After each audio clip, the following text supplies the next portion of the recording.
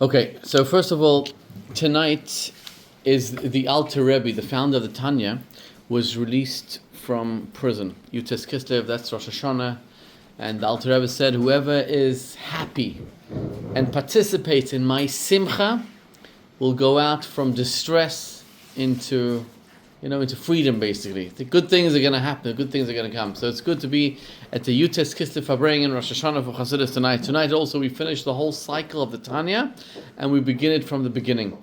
When the Tanya was written, the Alter Rebbe sent he got approbation, so to speak. And when Rabbi Levi Yitzchak from Berditchev read the book of Tanya, he commented and he said, how do you put such a great God into such a small book? And tonight I want to just share with you a little bit of the Tanya. The Tanya is called Sefer Shel Benonim. It's a book for Benonim. It's a book for the average man, for the regular Joe Schmo. And that's what I want to talk a little bit tonight, but let's go, this parsha is one of my favorite ones, and let's start into it. So, the Bible, the Torah, more than any other character in the whole entire Torah, the Torah is obsessed with one person, and that is Joseph. Joseph's name is mentioned more than any other character in the Bible. There's only one character whose name is mentioned more, but that's only for a technical reason. Moses, Moshe Rabbeinu, was mentioned more times just because God spoke to Moses saying. In other words, God had to communicate to Moses the Torah, so Moses' name is mentioned more times. But there's nobody whose emotions are described so much like Joseph. His emotions, how he felt, what he did, his life, his story. No less than 13 chapters are dedicated to Joseph. So let's begin. What was the fight between the brothers and Yosef? So the simple, superficial explanation is because Jacob loved Joseph more and he made him a coat. And the brothers were jealous. But there's a much deeper explanation here, which waves, it's interwoven into the whole entire story. And that is that the brothers felt that Joseph was a threat to Judaism. What was the brothers' occupation? What did they do for a living? They were shepherds, or etzon. The reason why they chose to be shepherds was because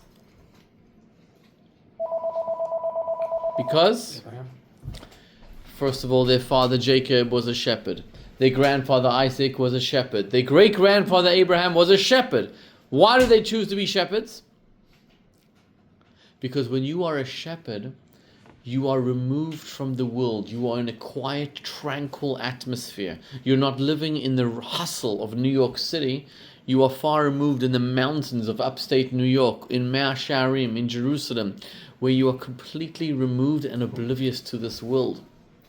You don't have to know about the politics of who's the president and who's not the president. You don't follow the daily news. You are just simply learning Torah, and that's why they chose to be shepherds. Joseph, they felt, was a threat to their way of life. He was a threat to Judaism. He came with these modern ideas that you could become a viceroy of Egypt and rule over the greatest economy in the world and still be a religious Jew, and that was unacceptable to them.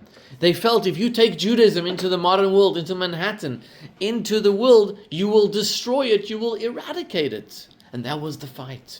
When Joseph started harboring these feelings and telling them about his radical ideas, they said, we have to destroy him. So when the father Jacob sent Joseph to see what's going on with the brothers, it says, "Vayomru ish achiv ish ba'al chalamot ba." The dreamer has come. Shimon and Levi told each other, "Here's our perfect opportunity to kill him." Not because they were jealous of him. They convened a bet din, a rabbinical court between themselves, and they truly felt that Joseph was deserving of death. Reuven convinced them, instead of killing him, to put him in a pit. And the reason why Reuven wanted to do that is because Reuven said they're going to regret this, that he wanted to take him home. But there were snakes and scorpions in the pit, and the brothers started eating lunch. And Yosef was screaming at them, was crying, was begging for his life, and they didn't listen. And then what happened is Yehuda comes up with an idea, and he said, let's sell him as a slave. Now, the simple reason why he said, let's sell him as a slave, was because he said, what money are we going to gain by killing him? Let's sell him as a slave, we'll get some money, we'll buy some shoes with the money. But the deeper explanation is the following. Come inside, come have a seat. Hi, thank you. The deeper explanation was the following. Yehuda said to the brothers, hold on a second. Let's take Joseph, sell him as a slave, put him in the world that he says, that he claims you can still be a religious Jew, and let's see what's going to be with him. In other words, let's put his ideas to a test. Sell him into the world. He says you can live in New York City. You can live in Manhattan. You could live and be a religious Jew. Let's try, let's see what happens. So the brothers agree. They sold him as a slave. And here's what happens. The Torah stops the entire discussion of Joseph. There's 7 aliyot in the parsha, and 1 aliyah right in the middle, Revi'i, the 4th aliyah, stops the story of Joseph and goes back to the story of Yehuda, which I'm going to tell in a moment, but first let's get to what happened with Joseph. Right, Joseph goes and he is sold to the Midianim, and eventually reaches Mitzrayim, Egypt. But on the way out of Israel, he stops by the grave of his mother Rachel. And he escapes from his captors, and he goes to her grave, and he cries on her grave, and he says, Imi, lama azavtani, mother, mother, why have you abandoned me? And he cries from the depths of his heart, mother, mother, why have you abandoned me? And his captors are whipping him. And he's crying. And Mama Rachel goes up to Shemaim, to heaven, and she says, what are you doing to my child? And God says, it's going to be good, it's going to be fine, don't worry.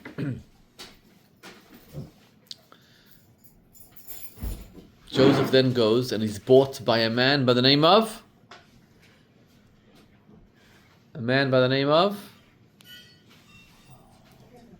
Again? Potipharah. Potipharah's wife was a woman by the name of? Well, her name was Zlachia. Zlachia, it says, she tried to seduce Joseph, right? It says in the Medrash, the clothes she wore in the morning, she did not wear at night. She changed her clothing twice a day to try to seduce this person to sleep with her. It says that one day, when we all die, we will be asked, why weren't we able to serve God? To study Torah more. And if we will say, we were too poor to study Torah, God will ask you, were you poorer than Hillel? Hillel was a guy he didn't have a penny to his name. And one day they made a rule in the yeshiva that you had to pay a kopek, a coin, to enter yeshiva to study. And he didn't even have that coin, so he went on top of the roof and he put his ear to the base medrash, to the shul, and he was able to hear Shemai and Naftali teaching Torah, and he became so absorbed with the Torah that he didn't notice snow was falling on top of him, and snow fell until he was unconscious. And the next morning Shemai and Naftali and the rabbis came to the shul, and they noticed it was dark up there, and they noticed there's a figure up there, somebody's there, so they climbed on top and they saved his life. So they will ask you, if you say, I'm too poor to study Torah, were you poorer than this guy? If you say you're too rich to study Torah, you had too many worldly matters pursuits, they'll tell you, were you richer than this guy, I forgot his name, who had so many riches that his servants didn't even know what he looked like, they didn't even know his name.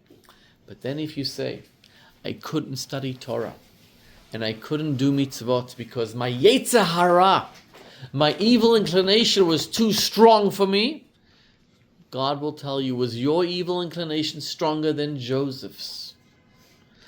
Joseph's test was considered a supreme trial more than anything else for a few reasons. Reason number one was that it wasn't a one-time test.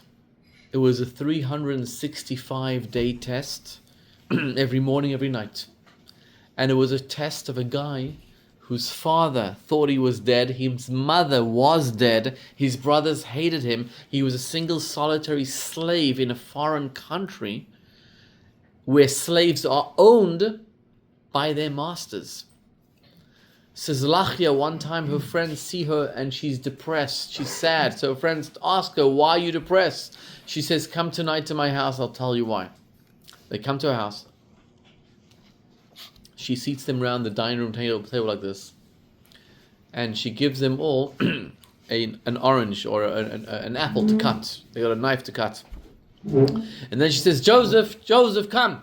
Pour everybody some water. And Joseph goes around to every single person, pours them water. And then Joseph goes out. And she tells them all, look at your hands. And what happened to the hands? He cut them all. Because Joseph was so handsome that they didn't notice the knife in their hands. They were looking at Joseph and they cut themselves. So she said, that's why I'm depressed. So they said to her, what do you mean? You own him. He's your slave. He said, she said to them, he won't listen to me. He won't do anything. So Joseph was this person. He was 17 years old. The Talmud says that your Yetzer Hara, your evil inclination, is strongest, most intense at 17. So one day, when everybody went to the Nile River to serve the gods, she says, I'm ill, I cannot go. And she knew Joseph wouldn't be there. So her and Joseph were alone. And it says that Joseph couldn't hack it anymore. He couldn't. So he nearly sinned with her. And at the very, very last second, an image of his father developed in his mind, and he said, I cannot let my father down. He ran away from her, and she tore his coat, and she, when her husband came home, accused Joseph of trying to violate her. So Joseph was thrown into a prison for 12 years for a crime he did not commit. Okay? The Torah juxtaposes that aliyah with the story of Yehuda. Yehuda and Joseph were both tested by a woman. Yehuda was the person who was religious, right? The fanatical religious person who said Joseph is a threat to Judaism. He was the leader of the brothers. He was the king. So the Torah says Joseph was tested by a woman. And he passed the test with flying colors. And his test was much, much more supremely difficult than Yehuda. And what happened to Yehuda? Yehuda had 3 children. The names were? Again? No, that's Noach's children. Oh, Which one? something with a Shem, right? Er was the oldest one. Er.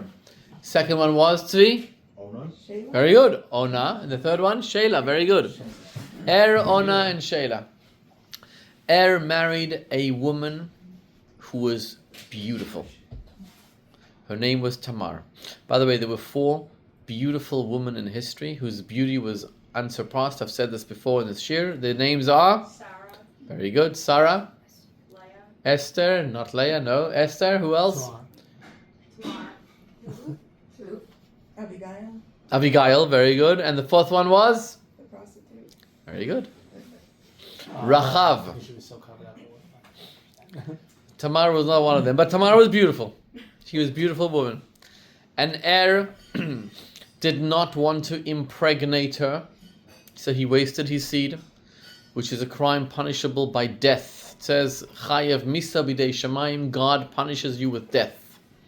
So God killed him. The law is, if you have a brother that dies without having children, you have an obligation, a mitzvah, to marry his wife. If you do not want to marry his wife, do you have a choice? You can do chalitza, you do have a choice, yes. She spits on your shoe and this whole situation, but in this case, Ona couldn't believe his luck. He's got this gorgeous woman to marry. Of course he married her, jumped on the opportunity.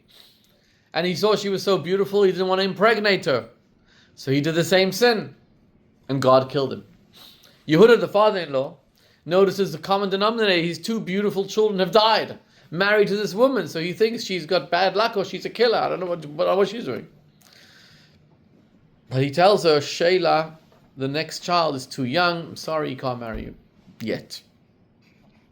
So Tamar realized what's going on.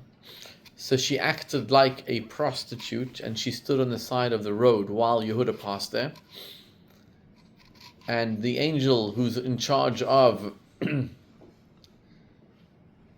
seduction, so to speak, whatever the case is, Yehuda saw her, and Yehuda had a strong desire for her.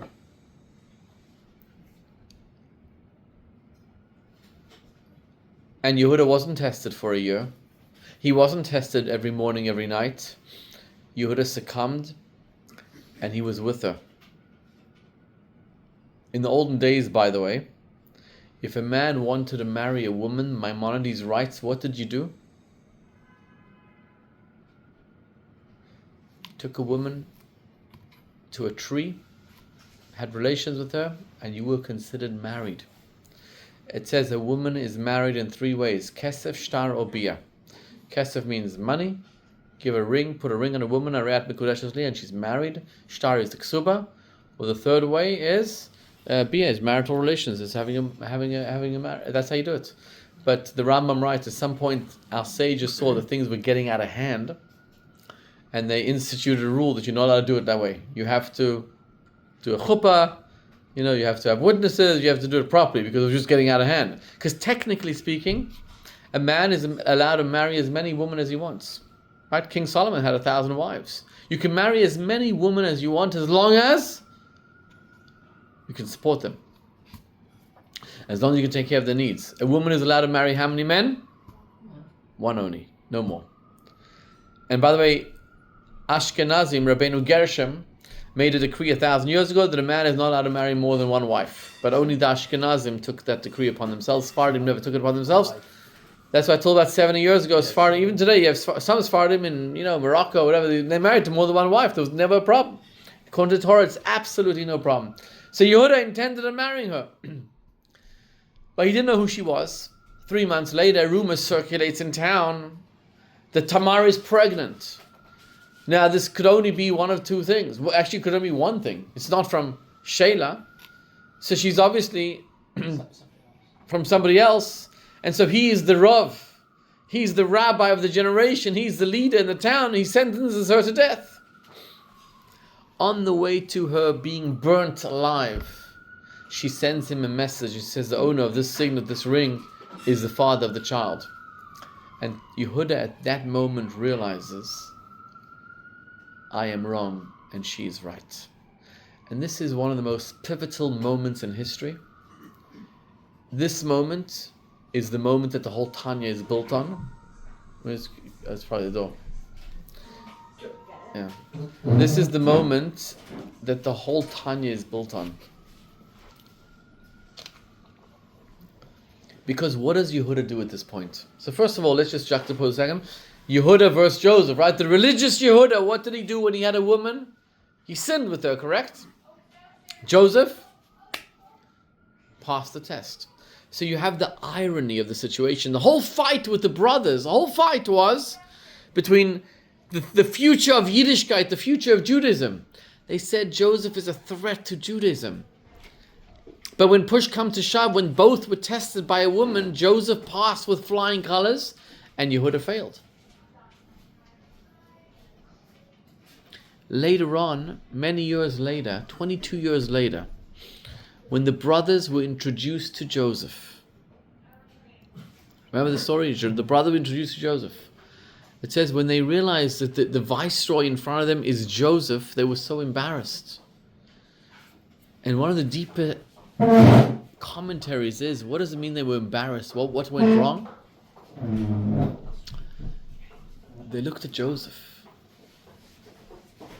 Come inside, there's plenty of seats, come. They looked at Joseph. There's 1 seat here, come. Chavod. I'll go over there.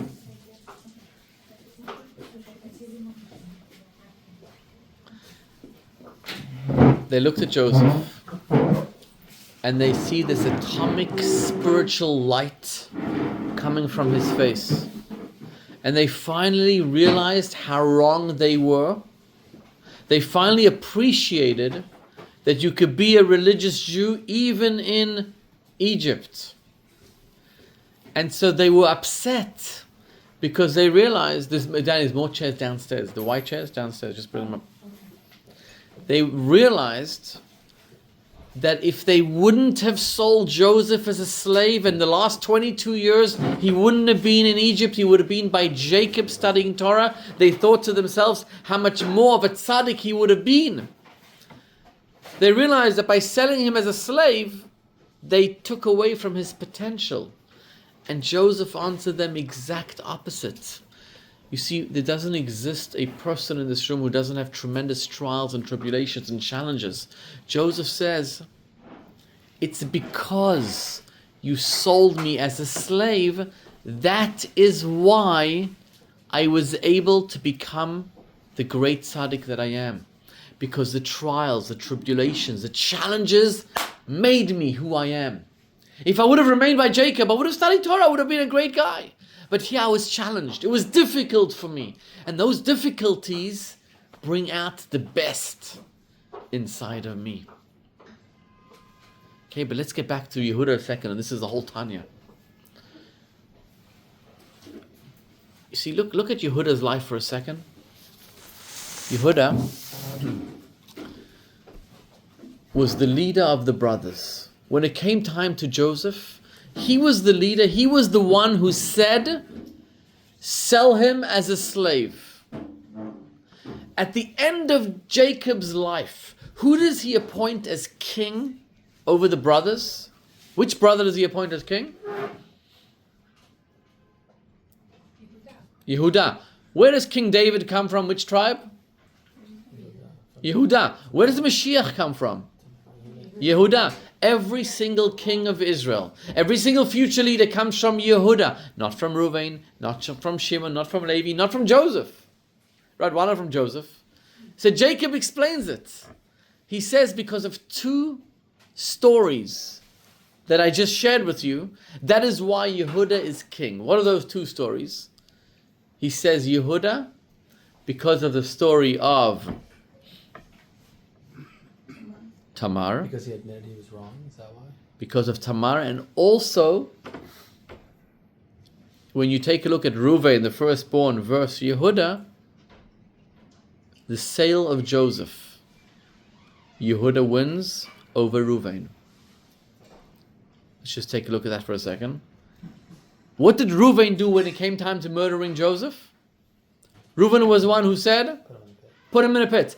The Torah says, what was his reasoning? Why do I want to put him in a pit?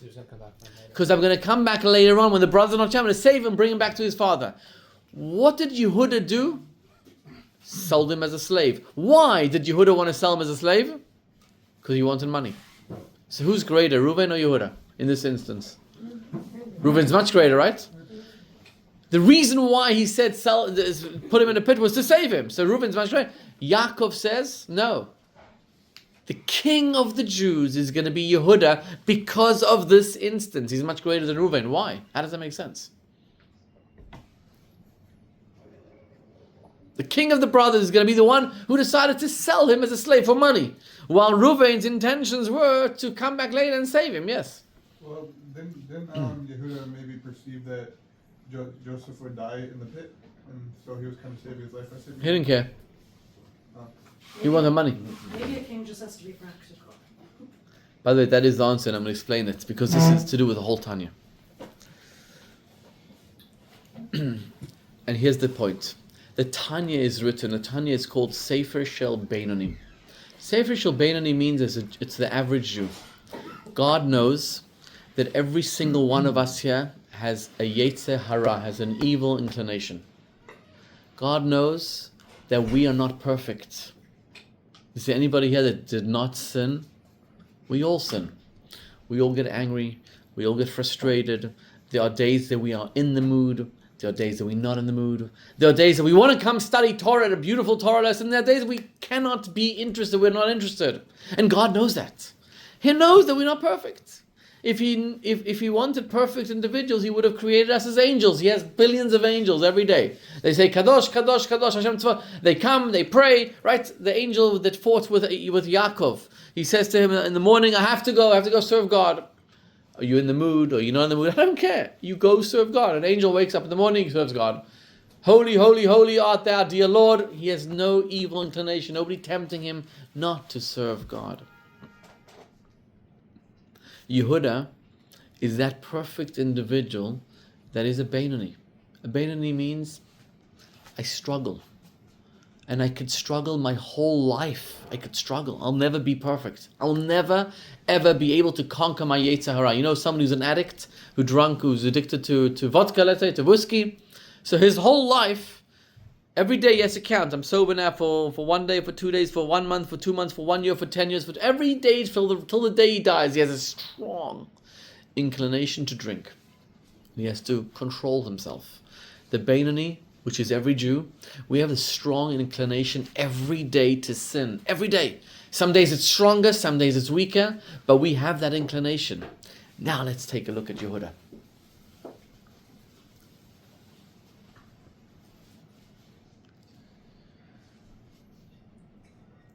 Yehuda was the brother who said, let's sell Joseph. 22 years later, when the brothers were in front of Joseph and they didn't realize that he's the viceroy of Egypt, and they brought Benjamin because Joseph concocted a plot to be able to accuse Benjamin of stealing his goblet, and Benjamin's there in front of them, and Joseph offers the brothers, he says the following to them. He says, leave Benjamin here and he'll be my slave and you guys go home. And Yehuda, who's the leader of the brothers, says no. And Joseph says to him, well, 22 years ago, I see in my goblet that there was a brother that you said was killed and you sold him as a slave. So go tell your father that the brother died. What's the big deal? Just like you told Jacob the father 22 years ago that his son died and was devoured by a wild animal, tell him the same thing about Benjamin. Yehuda says no. Joseph says, why not? And Yehuda says, no. And Yehuda gets so angry that his eyes start bleeding. You know how angry you have to be for your eyes to start bleeding? The Medrash describes that he had hair on his chest and he was wearing 5 garments, right? I'm wearing 3 garments, an undershirt, a tzitzis, and this shirt. He was wearing another sweater, another coat, I don't know what. And the hair on his chest pierced through 5 garments. You ever heard this Medrash? Pierced through 5 garments because he was so angry. So you heard that or no? I heard that one. You heard that one, good. Oh, I'm not making it up, right? And then the Torah says, Joseph brought 70,000 crack elite commando units, special forces. The Radwan, right? Special forces to subdue Yehuda and the brothers.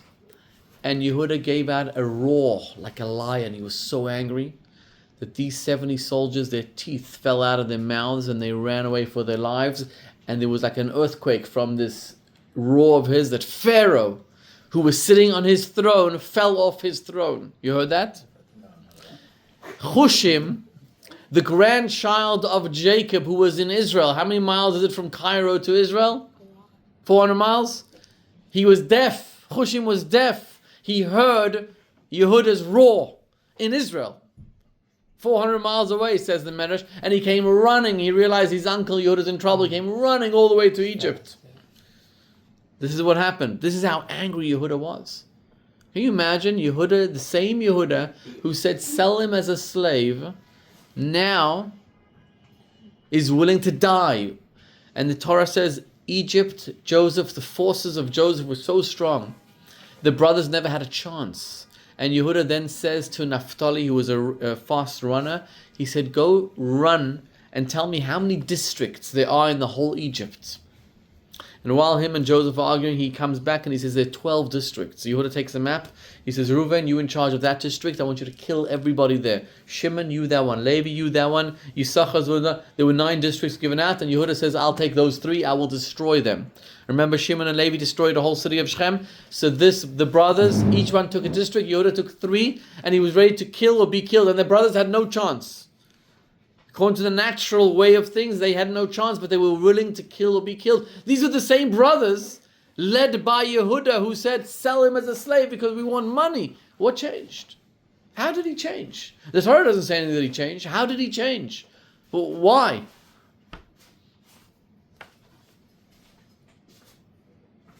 Maybe they learned their lesson, like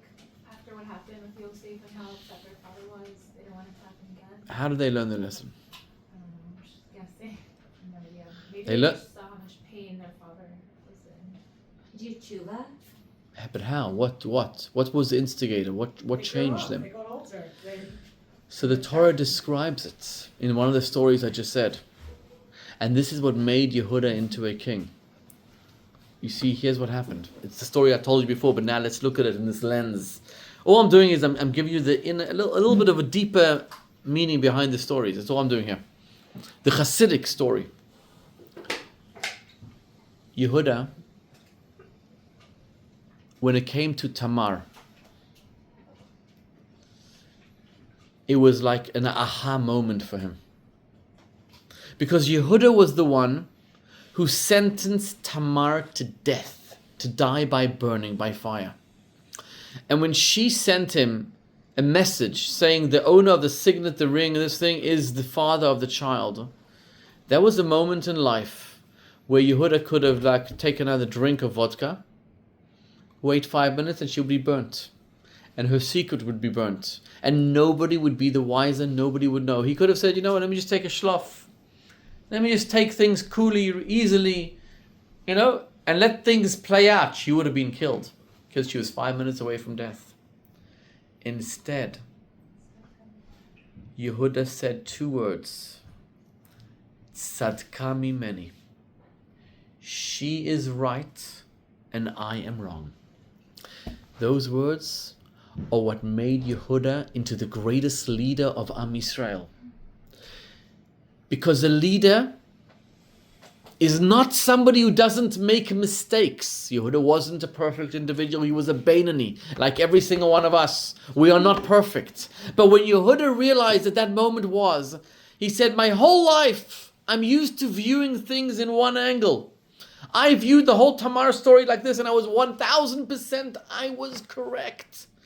But I was just shown that the way I look at things is completely incorrect. Maybe the way I looked at Joseph was also incorrect. And when he was able to tell that to himself, that was an aha moment, and he realized he completely was wrong with Joseph. That was the catalyst for his tshuva. You see, when you realize you are not a perfect individual, when you realize God created you with a Yetzer Hara, and I think I'm right, but hold on a second, maybe I'm wrong. That was the moment that made him into the greatest leader of Am Yisrael.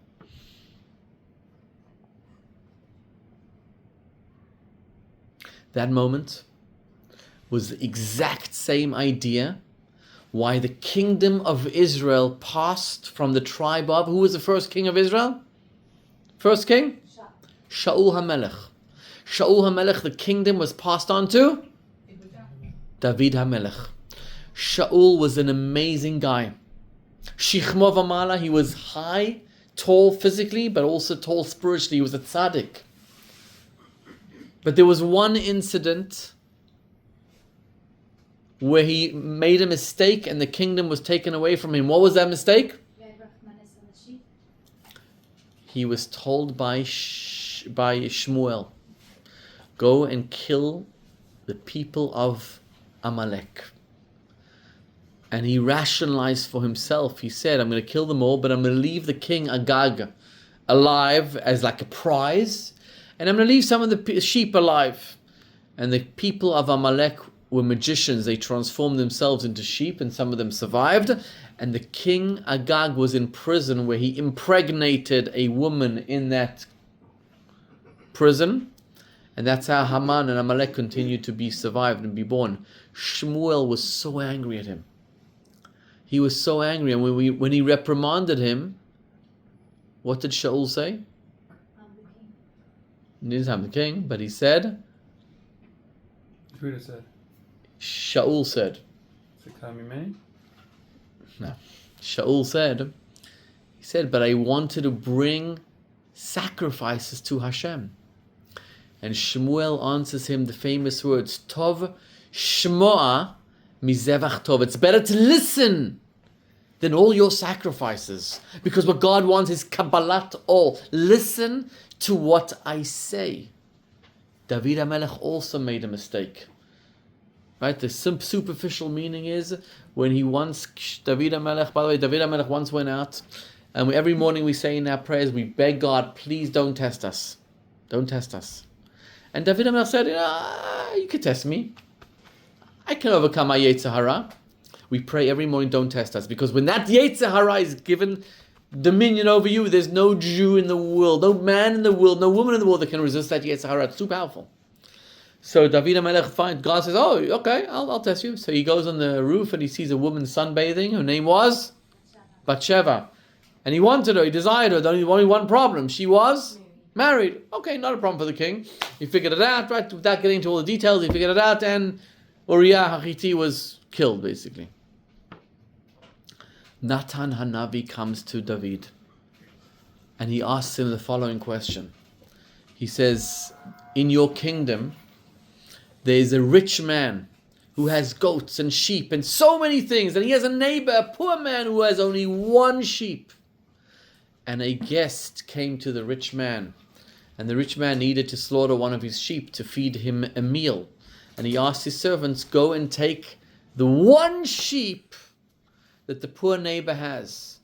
And he went and he took that sheep, he stole it and he slaughtered it and he gave it to the guest. And Natan Hanavi asked King David, what should be the punishment for this person? And King David said, death.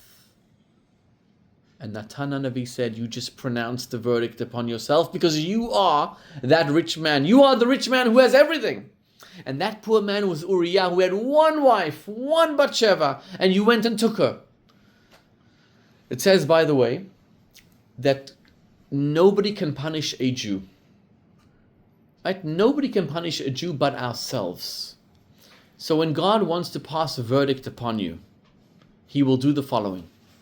He will put a scenario in front of you, and you will think it's your friend doing something, and you will paskin, you will say, oh, this guy should lose all his money because he just did something bad. And you have just pronounced the verdict upon yourself. When you pronounce a verdict upon somebody else, it is because you have done the same thing, and you have just pronounced the verdict upon yourself. That's why you should always speak kindly about another person. If somebody sins, if somebody steals, if somebody, whatever, always be melamed zchus, always think about it in a positive way, because if not, you have pronounced the verdict upon yourself. Because the reason why you are seeing it in somebody else is because you have done the same thing. Otherwise, God would never allow you to see that. Side point. Anyways, David HaMelech, and this is what made him into a king, and this was the same point as Yehuda. When Natan Hanavi reprimanded him, he didn't do what Shaul did. Shaul rationalized it. Shaul said, it's better. I thought it was better to offer sacrifices. And Shaul said, no, it's better to listen to me. David HaMelech, this is what made him into a king. What did he do? He lay down on the floor and he cried to Hashem and he said, I have sinned. For the rest of his life, he was a broken man. He said, I have sinned. He was punished in 4 ways. 4 children of his had to die. The first child was Bathsheba, became pregnant right away. That child died. David HaMelech was inconsolable. And then he had another child who was murdered, right? The whole story with... Remember this? Anyway, I'm not going to tell the story, but 3 other children died.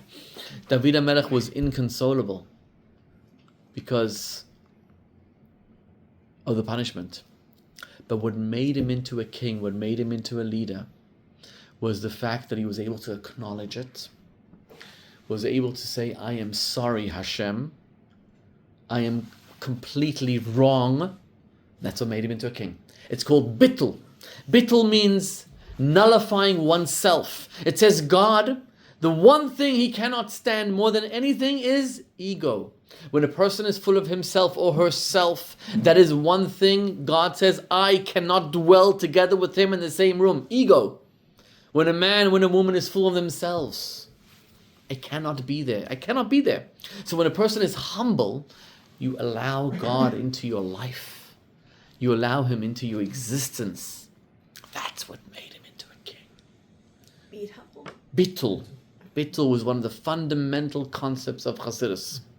Bittul. Nullifying oneself. That is what Jacob said at the end of his life. Yehuda realized that this was his metamorphosis. 22 years earlier, he was willing to sell Joseph. 22 years later, he was willing to die for Benjamin. because he had realized his mistake, and that's what made him into a leader. And now let's look at the story of the sale of Joseph. Reuven, his intentions were amazing. He wanted to come back and redeem Joseph and bring him into his father. But where was Reuven when Yehuda was selling Joseph? Where was Reuven? Remember where he was? Reuven made a mistake early on in his life. He made a mistake when Jacob's wife Rachel died very, very early in childbirth. She died giving birth to triplets. Benjamin was born with 2 girls, and the pregnancy was tough. She died giving birth to triplets. So when she died, till then, Jacob's primary tent, his primary bed was with her. He had 4 wives, but his primary bed was with her. But when she died, Jacob moved his tent, his bed, and put it in Bilhah, one of the maidservants' tent. And Reuven was offended for his mother Leah. So he went and took Jacob's bed and he put it in Leah's tent. And Jacob was furious. He says, how dare you mix with, just butt out. And Reuven felt so bad, he did teshuvah every day for the rest of his life. He fasted and he prayed and he said to Hillel. And so where was he when Joseph was being sold? You know where he was? He went to do teshuvah. He was praying, he was fasting, he was next to Jacob. He wanted to come back later on. By the way, he came back later on, he saw the pit was empty. He was too late. The Rebbe, when he said these words, was crying. The Rebbe was crying. Here's what the Rebbe said. Galus Mitzrayim, exile from Egypt, exile to Egypt, started essentially when Joseph was sold. Right? When Joseph was sold as a slave, that essentially was the catalyst to bring the Jewish people later on into Egypt. And we were there for 210 years, suffering as slaves. Pharaoh used to bathe in our blood. Pharaoh killed so many of us. He threw us into the Nile River. How did it all start? Because there was a Jew by the name of Reuven who was praying and fasting when he should have been saving a Jew. The Rebbe was crying. And the Rebbe said there's a fire raging in our generation. A spiritual fire. How could it be that you will allow yourself to take care of yourself and pray and go to synagogue when there's another Jew who's in a spiritual fire who needs you? That means if you have the opportunity to give out a Chanukah menorah to another Jew and let another Jew light, you do it. If you have another opportunity to inspire another Jew to come to a Torah class, then do it. If you have the opportunity to inspire a Jew to come to shul, do it. But how dare you think only of yourself, even if it could be the most sublime spiritual pursuit, like studying Torah, like doing teshuvah. Rabbi was crying, said it a lot. And this was like the fight to bring shluchim all over the world, send Chabad emissaries to Australia, to Sydney, to Melbourne, to Los Angeles, to Manhattan. Send us all over the world because to take care of the spirituality of another Jew. How dare you take care only of yourself when there's Jews out there who need you? So what did Yehuda do? Yehuda sold him as a slave. Why? For money. A leader is Yehuda. His intentions were horrible. His intentions were, let's make money out of it. But what happened practically from Yehuda is he saved his life. That is a leader. A leader is somebody whose actions affect somebody else. Yehuda was the one who saved another person. He saved his life. Yehuda, when he said about Tamar, she is correct, he saved her and the twins that were in her stomach. Because a leader is somebody whose actions affect other people. And that is why Yehuda became a king.